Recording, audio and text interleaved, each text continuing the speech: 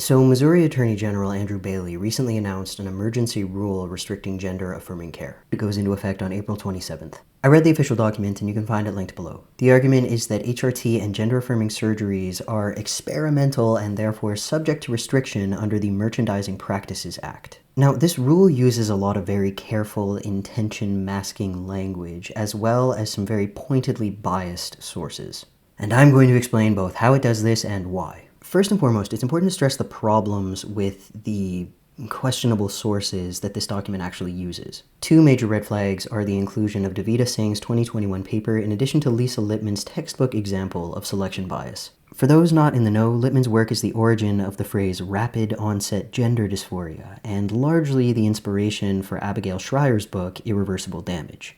Both of these works have received massive criticism for being unscientific, pathologizing, and generally just harmful. Lippman's work failed to survive peer review, not because it was critical of trans identities, as many people would have you believe, but because the methodology was quite frankly atrocious. There were many problems with it, but one of the more obvious ones is that the structure was self-report from parents of transgender children specifically recruited through anti-transgender websites.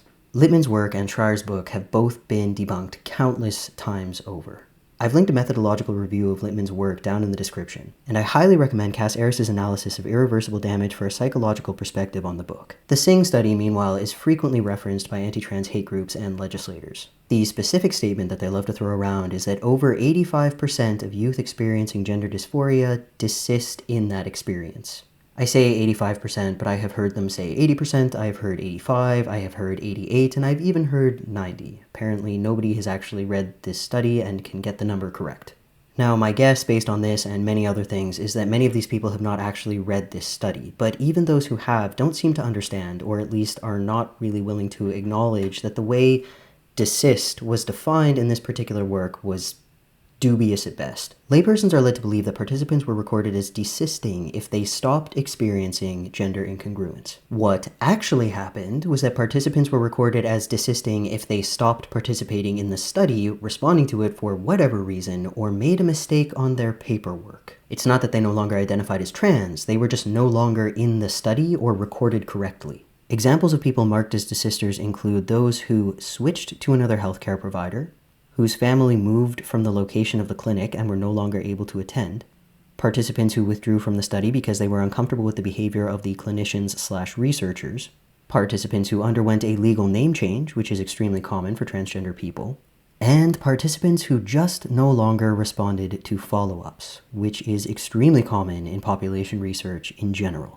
Singh's study was immediately criticized upon its release and should have been withdrawn for its embarrassingly irresponsible methods. The Missouri rule references Singh's work directly, and at least two other sources that it uses cite Singh's work. Further relevant information is that Singh was a student of infamous conversion therapist Kenneth Zucker, who lost his practice here in Canada for violations of ethics that harmed countless people. One such example is a study that rated the physical attractiveness of boys with gender identity disorder. I swear I'm not making this up. That is literally the title of the paper.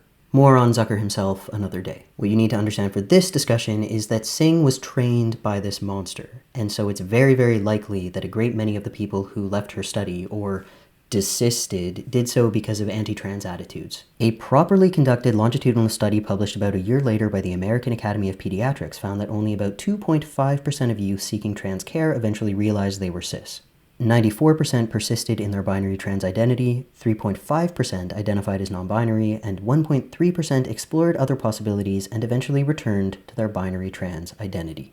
But I can't help but feel like this is wasted breath, because none of these legislators are actually trying to protect people from making medical decisions that they might later regret, and they are certainly not trying to protect children. Rather, this is a blatant attack on the transgender community from people who believe that, in their own words, transgenderism must be eradicated from public life entirely. But I need to be clear about who this video is for, because I don't anticipate it reaching the eyes of Michael Knowles or people who agree with him. That is, people who hate us and want to see us disappear by any means necessary. Rather, this is for the fence-sitters, for people who are resistant to the idea of calling current events in the USA trans genocide. For people who see the restrictions around our healthcare and either agree or at the very least see the point, who sincerely think that it is about protecting people from making irreversible medical decisions that they might later regret. I need you to know that you are a pivotal population here, and I need you to listen even when it's uncomfortable. I need you to walk away from this with a clearer understanding of how people like you are, dare I say, being groomed into complacency, and why you should be really, really angry about it. For a more detailed explanation of the United States transgenocide, please watch this video by Council of Geeks once you are done here. What I would like to do in this discussion is use what is happening in Missouri as an example of how bigots breed compliance. Because a ban on transgender care is a ban on transgender people, and no amount of dressing it up as protecting youth can or should hide the true motive of making us disappear. The language that these legislators use is set up to make it look like real trans people can still access the care they need, just with reasonable regulation, but this is just plausible deniability. I'm going to explain how this language is vague enough to be a total ban on transgender care without being explicit, and by extension, how otherwise well-meaning people like many of you watching are misled into permitting harm against us. First and foremost, there are a couple of reasonable requirements in Bailey's rule, which is part of the deceit. It's kind of a sympathetic cover for weaponized restrictions, but let's go over them briefly. Before providing gender-affirming care, medical professionals must both provide a list of potential negative side effects and information about gender dysphoria, and obtain and keep on file informed written consent. Now, both of these are perfectly understandable. It's important for patients to have well-rounded knowledge of hormones or surgery. People should be warned about side effects in advance for any medical treatment. Even over-the-counter pharmaceuticals have warning labels. Being fully informed is a key part of consenting to care, and having written documentation of a patient's understanding and acceptance of the risks is just responsible practice. Described in these two requirements is the informed consent model. The medical provider informs, the patient consents. Nice and simple. HRT can have unwanted side effects, because hormones can have unwanted side effects.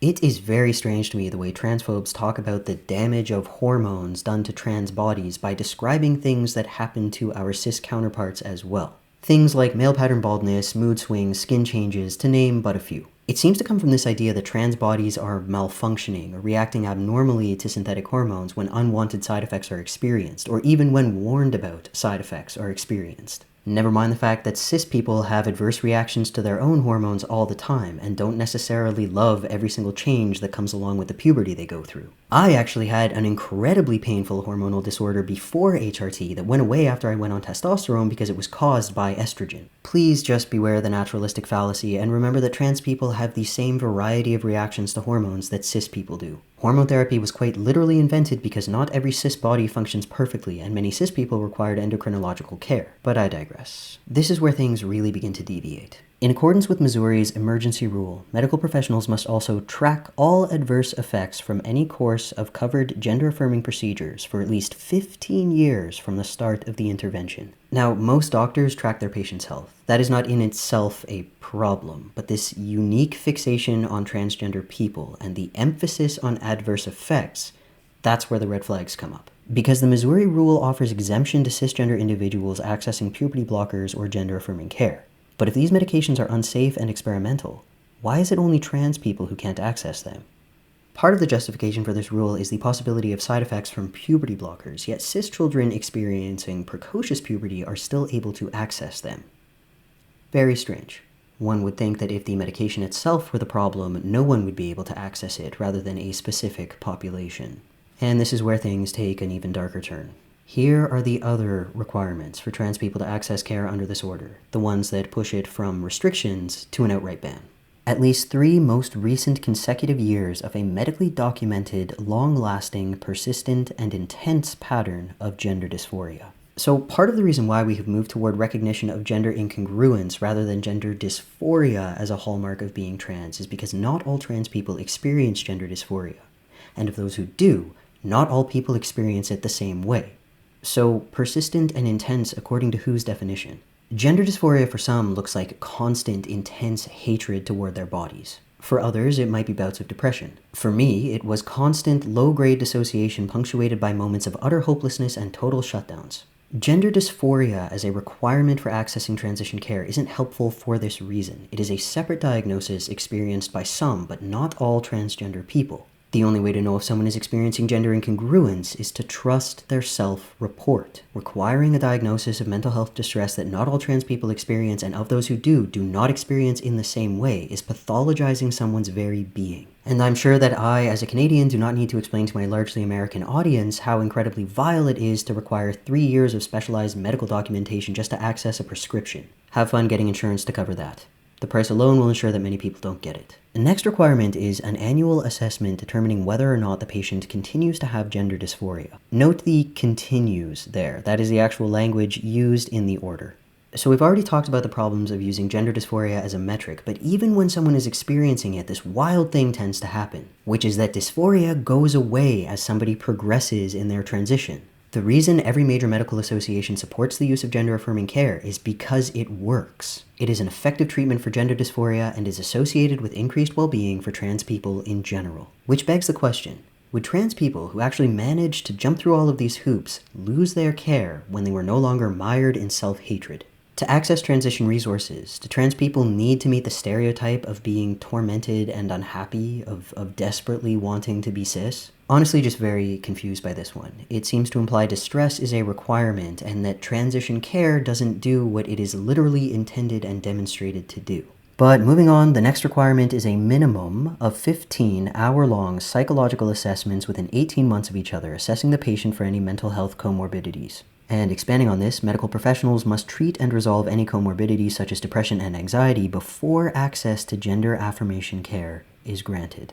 Again, we have the issue of forcing people to pursue expensive intervention that many people will have to pay for out of pocket, which means a great many of them simply will not be able to get it. But there is an intentional trap that's been set here, because anxiety and depression are often the byproducts of gender dysphoria, not necessarily the cause of it. For people whose comorbid mental illness is a result of gender dysphoria, this is ensuring that they cannot resolve it. And for people whose mental illness is a result of being a trans person living in a deeply transphobic world, for example, a state where the Attorney General literally bans them from accessing healthcare, guess they're trapped too. This isn't how mental health works. Mental illness is not something you run a course of therapy on and then resolve. All this is doing is encouraging mentally ill people to try and hide their symptoms and suffering lest it bar them from accessing healthcare that they need. Care providers must also ensure at least annually that minor patients are screened for social media addiction and compulsion and that they have not exhibited it for at least 6 months prior to accessing gender affirmation care. So I actually have something very helpful here, which is a list of every North American born after 2005 that doesn't exhibit some level of social media addiction or compulsion and hasn't in the past 6 months. I'm going to pop it up on the screen here, so feel free to pause if you need extra reading time. So basically, if a teenager has the normal social patterns and behavior of a teenager, that is sufficient reason to deny them healthcare. Associated with this is the push to ensure at least annually that the patient's gender identity is not the result of social contagion. We've already talked about the Littman study, which is where a lot of this comes from, so let me explain it in a different way. This chart gets shared around a fair amount. It's illustrating that once social systems stopped punishing left-handed people for existing, rates of left-handedness spiked. We saw this with gay people as well. But I have yet to see anyone pushing anti-trans propaganda actually engage with the talking point, which is that when you stop stigmatizing a specific feature, people who have that feature come out of hiding. There is no transgenderification beam jumping through screens at unsuspecting cis children. It is simply that trans children now get to see people like them existing and know that they have a place in this world. The alternative to this is spending their youth feeling like they don't belong, like they are broken, like they can never truly be themselves or articulate why. And we know this because there are generations of us who came before that lived through exactly that. My teen years were spent dissociating and crying myself to sleep because I didn't have the language to communicate what I was going through. I didn't know that people like me even existed. So I am going to keep saying it until it sticks. You can make transgender children feel safe and loved, or you can make them feel scared and isolated, but you cannot make them cis.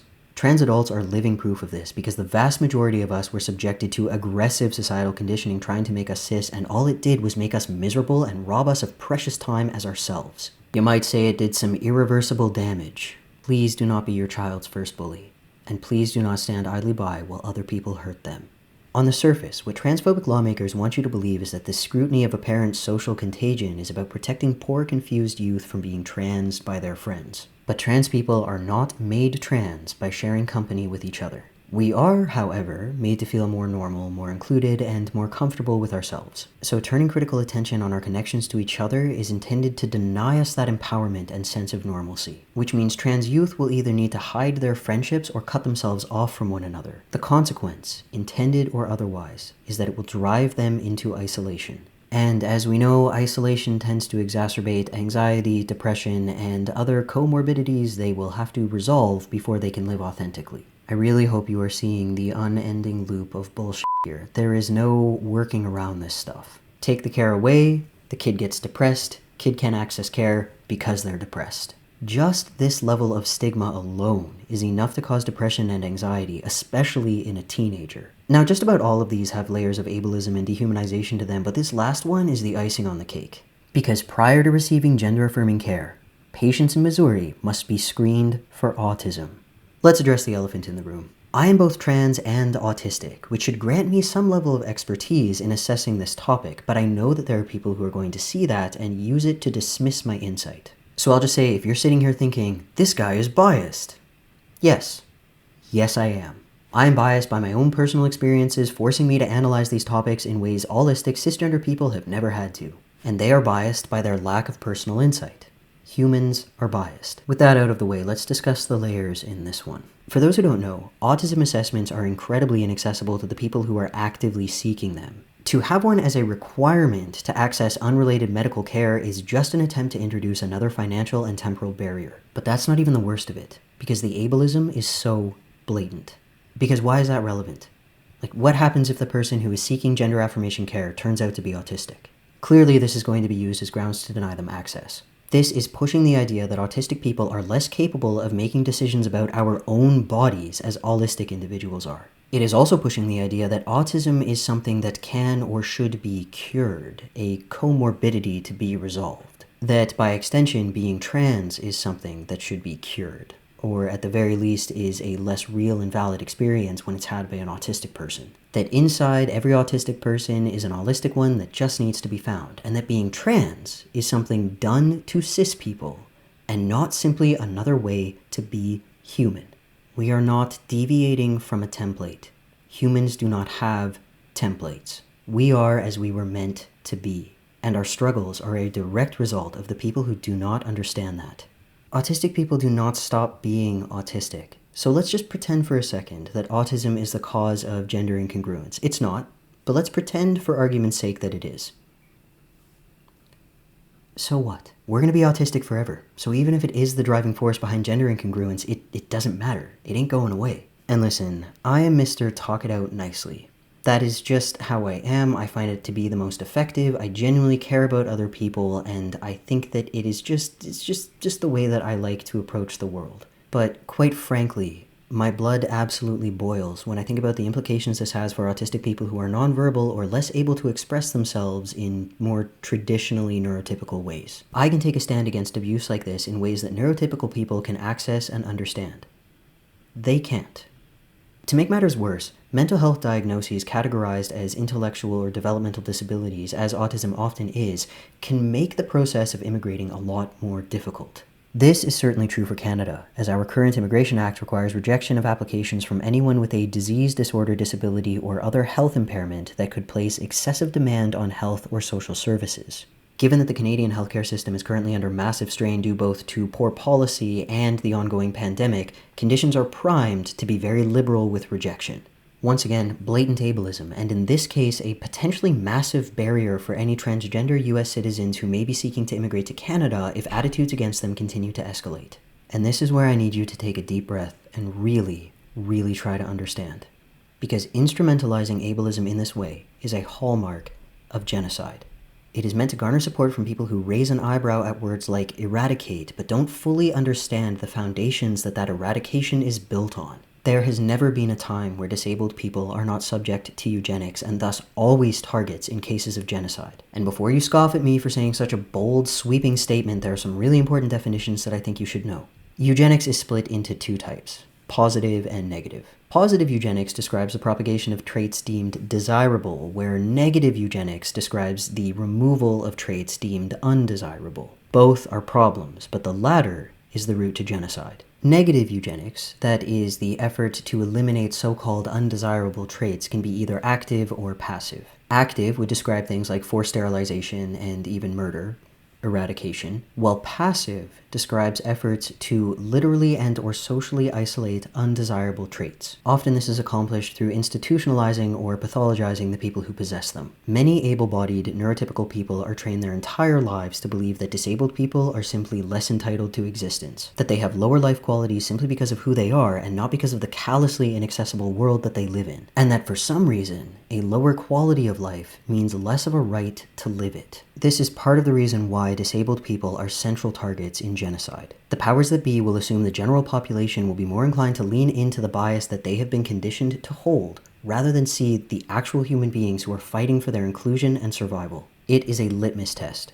Ableism is such a reliable, widespread, and often unconscious form of discrimination, it is almost always step one in assessing a population's apathy and disregard. Predators target the most vulnerable. The fact that monsters like Andrew Bailey have the audacity to claim that this is about protecting people is beyond sickening. And these tactics, meant to fool otherwise good people, should make all of us incredibly angry. This is just one example of literal hundreds.